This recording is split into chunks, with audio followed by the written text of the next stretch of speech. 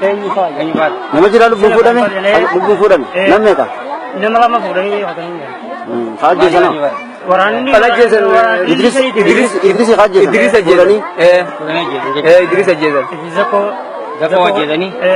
Zakko Allah jedhanii ajjeesan. Nama lamaan fuudhanii jiru. Eda fuudhan maqaa nama kana? Kan kenna makan ajjeesan. Waraanni humna qabu kan Lilishanii waraanni. Lilishanii. Biji polisi dayaan.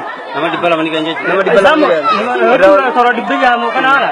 Erra amma wiimaa qabaata amma Oromoo qabaata jedhanii. Somaalummaa qabaachuu. Oromoo qabaachuu waraaniin jechuudha. Oromoo qabaachuun namni isa tokko Somaalee taata. kormi lama jigaachuu hin danda'u. Korma tokko bulchuu danda'a malee.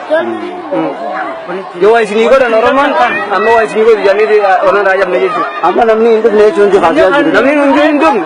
Namni hundi hin dhufne. Amma seenaa jira. Gana yoo rabbiin baase malee galuma eegan. Ada yang ikut gitu. Ada yang